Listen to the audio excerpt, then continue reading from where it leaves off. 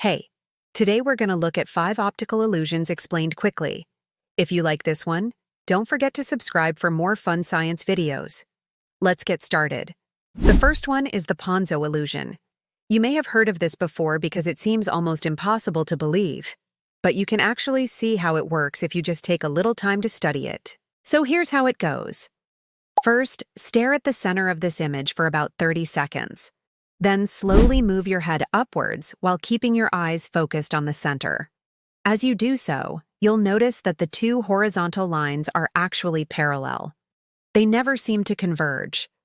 If you had a ruler and put it on these lines, you would find they were exactly the same length.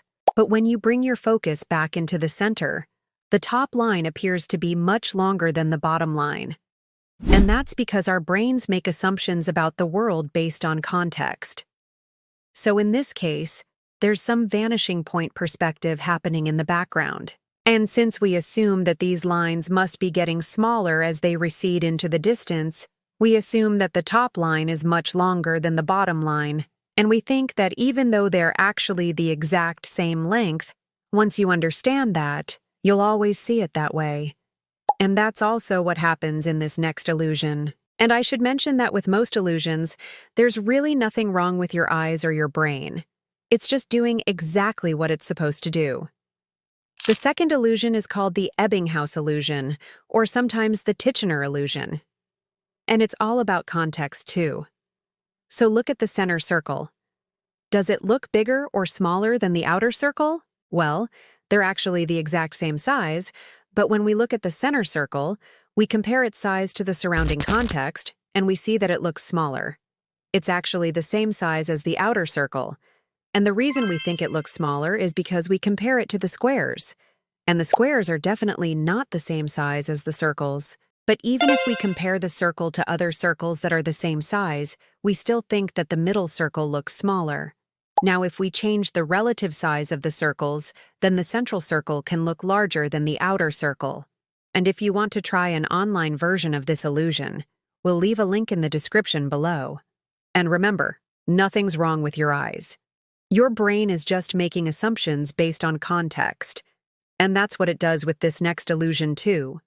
The third illusion is the Zollner illusion. And it's a very interesting one because the background pattern actually influences what you see in the foreground. So take a look at the gray square in the foreground. Does it look tilted or straight? Well, if you look at the background, you'll see that it has a very particular pattern, and that pattern makes the gray square look like it's tilted. In fact, the square is completely straight. It's just the background that's giving us the illusion of tilt. And if you want to try this for yourself, you can draw a perfectly straight line and then place it over a notebook or a book with a repeating pattern. And you'll see that the line looks like it's tilted from left to right. This illusion is actually very interesting because it shows us how our brains interpret visual information. So the lines are being interpreted as being parallel, but the background is leading us to think that they're not. The fourth one is the Ehrenstein illusion. And this one is also pretty crazy. So take a look at these 3 dots.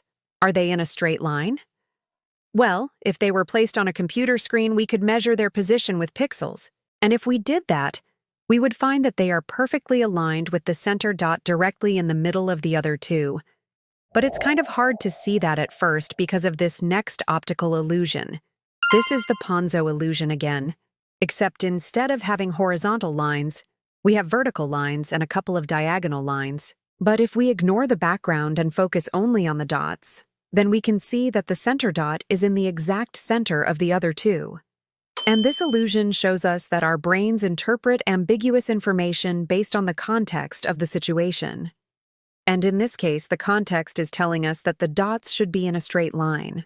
And when we consider that possibility, then we can see that they are. The last illusion is the autokinetic effect. So take a look at this yellow dot.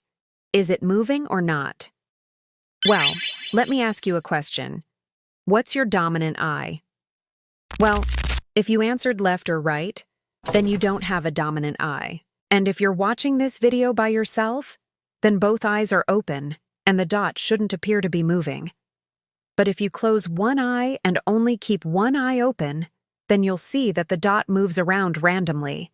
And that's what happens when you have a dominant eye. It's because the eye takes in information and sends it to the brain, and the brain combines the information from both eyes to create a single image. But if one eye is closed, then the brain has to rely on only one eye for visual input, and that can lead to a distorted perception of reality. And that's why the dot appears to be moving around randomly. And this is actually a really fascinating topic, and we'll leave some resources in the description if you want to learn more about it. So those are 5 quick optical illusions. There are obviously many more, and we hope that you enjoyed these. And if you did, don't forget to subscribe for more fun science videos. Thanks for watching.